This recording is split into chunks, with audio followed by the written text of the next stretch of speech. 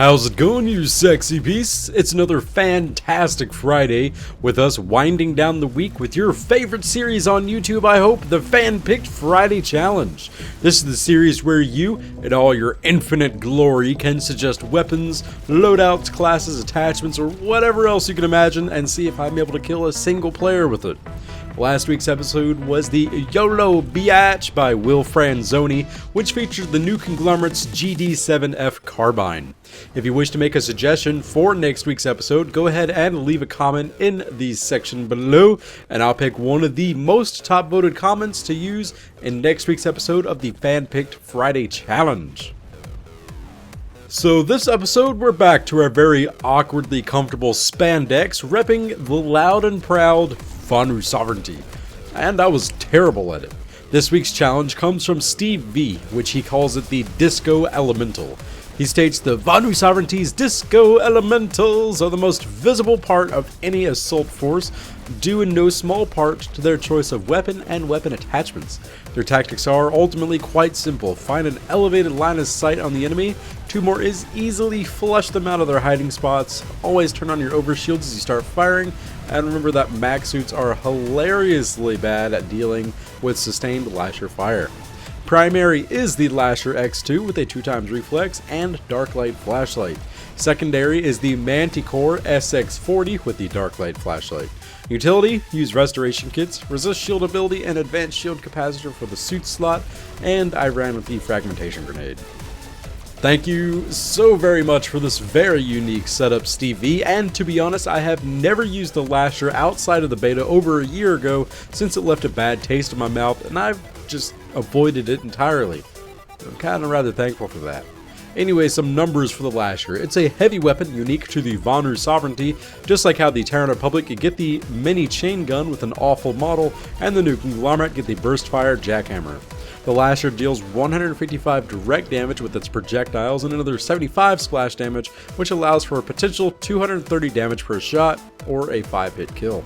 Keep in mind that flak armor does affect the splash damage, so a player with max flak armor will only take 192 damage per shot, which makes the weapon require one more hit to kill. It comes with a 75 round magazine and another 225 in the reserve.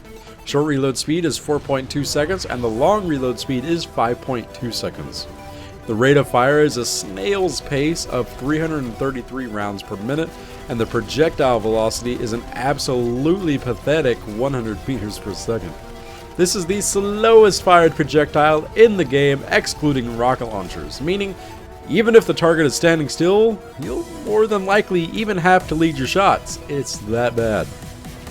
If you've ever used the Lasher before, you know that its role is more of a deterrent than anything else, as its killing potential is rather laughable. Regardless, playing as support heavy was actually really fun until all of my teammates would die and a single enemy would enter the room and just annihilate the crap out of me with whatever weapon they had as I scrambled to spray them with my squirt gun of a Lasher. I would find myself using the Manticore far too often while moving into position, since if an enemy would enter my sight, my Lasher would not have the potential to kill them in time. Even if I started opening fire first, it takes about 3 minutes for the bouncy balls to float their way over to the enemy, in which they probably dodge them preemptively. Hosing down a hallway or a firing lane, though, is really awesome. The suppressive effects this weapon gives off is surprisingly strong, even when the enemy knows that they are in no real danger. Once an unsuspecting victim gets hit by one of the glowing balls of Vanu goo, they tend to seek cover immediately, even if the damage they took to their shield was insignificant. That's where the fun with this loadout came from, the ability to help your team push forward or to hold off an enemy advance. Even if you're not killing anyone, the ability to hold or move the lines of fire was rather neat. I think one big thing I would like to use with this setup would be a crossbow secondary with the detect bolts. Using these bolts in conjunction with the suppressive nature of the Lasher could make the Vanu Heavy Assault a massive support class, allowing them to spot and confine groups of enemies as your allies move up and disperse them. But as Steve V stated, the best way I found to using this loadout was to gain a vantage point over the firing lanes and rain hell on the opposition.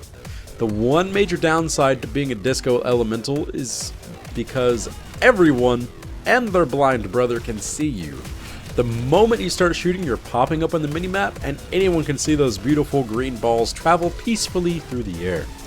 I think that was the one downfall to my ability to play this loadout. Whenever I'm a heavy assault, I love just charging forward with the nanite mesh generator up and destroying people with the Orion or the Carve. But since we had the less effective resist shield and advanced shield capacitor, staying on the battlements usually wound up with me getting utterly destroyed by all of the bullets imaginable. All in all, this loadout was rather fun to use when I quit trying to actually kill people. My best KDR when I was on a good streak was a 4.0, and once it began to average out, I was struggling to hold it at a 2.0 with the Lasher.